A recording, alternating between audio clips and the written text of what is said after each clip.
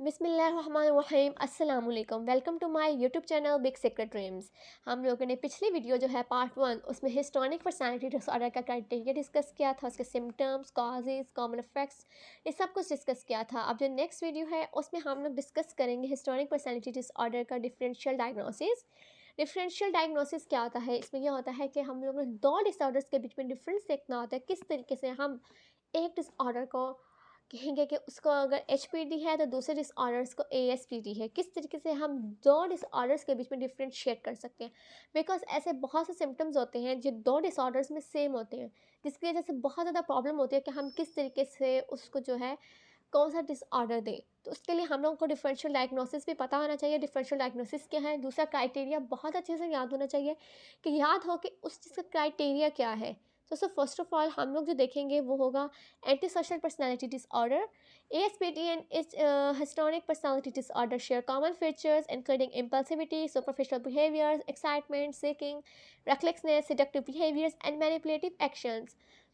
In histrionic personality disorder, however, individuals tend to have more exaggerated emotions and don't engage in antisocial behavior. In histrionic personality disorder, manipulative behaviors are to gain relationships, whereas in ASPD, the manipulation is to gain profit, power, and other material benefit. हम लोग ने देखा था कि जो histrionic personality disorder है, जब हमने उसका क्राइटेरिया डिस्कस किया था कि इसमें वो सिडक्टिव लोग होते हैं, वो लोग जो है अटेंशन सीकर्स होते हैं, उनको अटेंशन चाहिए होती है, ठीक है ना। अब इसमें क्या है कि ये जो कॉमन फीचर्स हैं जो हिस्टोनिक और एएसपीडी दोनों में होते हैं। अब ये क्या क्या है कि जो हिस्टोनिक पर्सनालिटी डिसऑर्डर होता है ना, उसमें वो एग्जैक्चुरेट करते हैं इमोशंस को, बहुत ज़्यादा इमोशंस है ना वो एग्जैक्चुरेट करते हैं, और do not engage in anti social behaviour, वो एंटी सोशल बिहेवियर में एंगेज नहीं होते हैं। लेकिन हिस्टोनिक जो है ना उसमें मैनिपुलेटिव बिहेवियर होता है। हिस्टोनिक पर्सनालिटी डिसऑर्डर में मैनिपुलेटिव बिहेवियर होते हैं, जिससे वो रिलेशनशिप्स के सतरंज पैदा करते हैं। लेकिन जो एएसपीडी है ना, वो मैनिपुलेट करते हैं किस चीज़ के लिए, वो पावर के लिए, प्रॉफिट के लिए और मटेरियल के लिए। मीन्स कि अगर histrionic personality disorder manipulative behaviour करते हैं गेन रिलेशनशिप्स के लिए, तो एएसपीडी क्या होगा, वो प्रॉफिट, पावर और मटेरियल बेनिफिट के लिए करता है। सो जो नेक्स्ट है हमारा बॉर्डरलाइन पर्सनालिटी डिसऑर्डर है। Also BPD disorder can also characterize by attention seeking. Because हमने हिस्टोनिक पर्सनालिटी डिसऑर्डर का जो क्राइटेरिया डिस्कस किया था उसमें लिखा हुआ था कि वो अटेंशन सीकिंग होते हैं, क्योंकि उनको चाहिए होता है दूसरों की तरफ तवज्जो के लोग उनको देखें।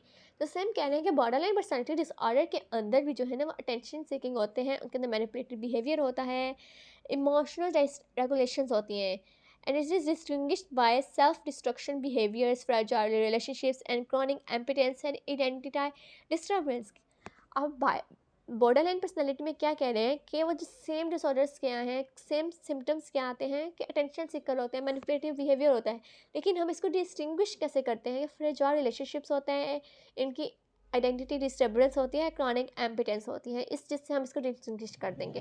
अब हम अगर इन सब का भी क्राइटेरिया डिस्कस करेंगे तो बहुत अच्छे तरीके से अंदाज़ा होगा किस तरीके से हम इन चीज़ों को डिस्टिंग्विश करते हैं। नार्सिसिक डिसऑर्डर है। In narcissistic personality disorder individuals will want attention and press for their superficiality over, whereas in histrionic personality disorder individuals are willing to be viewed as fragile and dependent.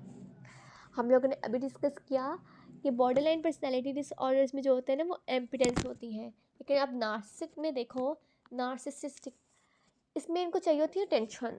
अब आप कहेंगे वो histrionic में भी चाहिए होती है, इनको चाहिए होती है प्रेज, वो हिस्टोनिक में भी चाहिए होती है, लेकिन इनको सुपीरियरिटी चाहिए होती है दूसरों से, कि मीन्स कि सिर्फ वो ही हो और कोई ना हो, ठीक है ना। और वेरियस जो हिस्टोनिक पर्सनैलिटी डिसऑर्डर्स होते हैं ना वो डिपेंडेंट होते हैं, ये डिपेंड करते हैं दूसरों के ऊपर, किस तरह से कि उनकी हर वक्त कोई ना कोई तारीफ करें, मीन्स के थोड़े डिपेंड होते हैं।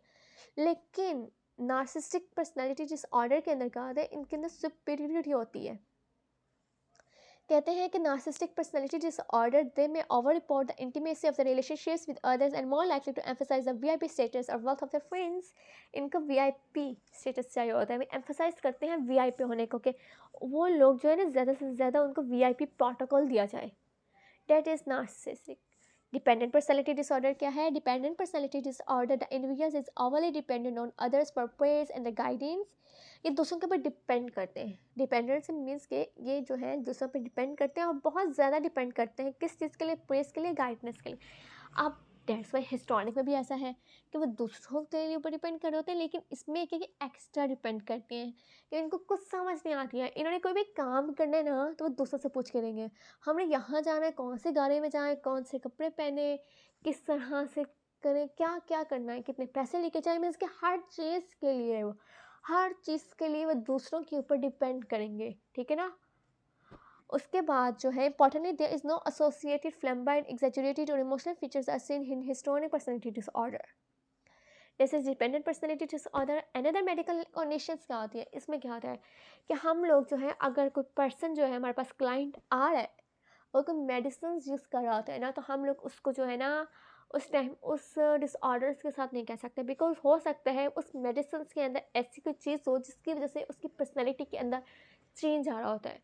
तो कहते हैं अगर हम वो जो क्लाइंट है हमारा कोई मेडिकल यूज़ कर रहा है, मेडिकल मेडिसिन यूज़ कर रहा है, मेडिकल फैक्टर्स आते हैं, तो तब भी हम लोग उसको हिस्टोनिक पर्सनैलिटी डिसऑर्डर जो है डायग्नोस नहीं कर सकते हैं। Histrionic personality disorder should be differentiate from personality changes due to another medical conditions. कहते हैं कभी अगर पर्सनैलिटी चेंज हो रही है मेडिकल कंडीशंस की वजह से, जैसे कि ट्रॉमेटिक ब्रेन इंजरी है, where the traits that emerge are due to the effects of another medical condition on the central nervous system। किसी भी मेडिसिन की वजह से उनके सेंट्रल नर्वस सिस्टम्स के ऊपर अफेक्ट आ रहा है, तो वो मेडिसिन की वजह से हो रहा है, वो पर्सनैलिटी के अंदर चेंजेस नहीं आ रही, पर्सनैलिटी टेस्ट के अंदर नहीं आ रही, वो मेडिसिन का अफेक्ट हो रहा है, ठीक है ना। हाँ, अगर वो मेडिसिन छोड़ दें उसके बाद ही देखा जाएगा क्या करना है।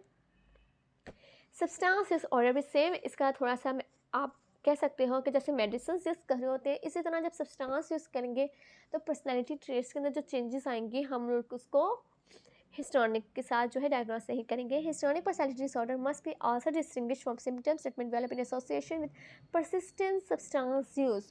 कोई वो जो पर्सन है वो टॉक्सिन यूज़ कर रहा है, किसी भी तरीके से सब्सटेंस जो है वो यूज़ कर रहा है, तो तब भी हम उसको जो है वो इस तरीके से डायग्नोस नहीं करेंगे, क्योंकि वो सब्सटेंस की वजह से हो रहा था पहले उसका जो है, मतलब अगर वो बहुत ज़्यादा लाइक नशा इस तरह करते हैं तो सबसे पहले हम उसका इलाज करेंगे।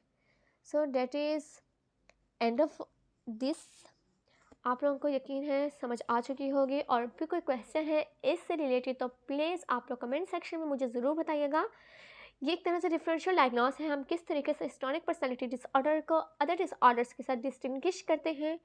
इसके लिए हमें तमाम डिसऑर्डर्स का क्राइटेरिया भी पता होना चाहिए, तो हम लोगों को बहुत ईजिली अंदाज़ा हो जाता है कि ओके कि ये है और इसका डिफरेंसेस ये है। सो इंशाल्लाह नेक्स्ट वीडियो में और डिसऑर्डर्स को भी डिस्कस करेंगे। सो देन तब तक के लिए अल्लाह हाफिज़, टेक केयर।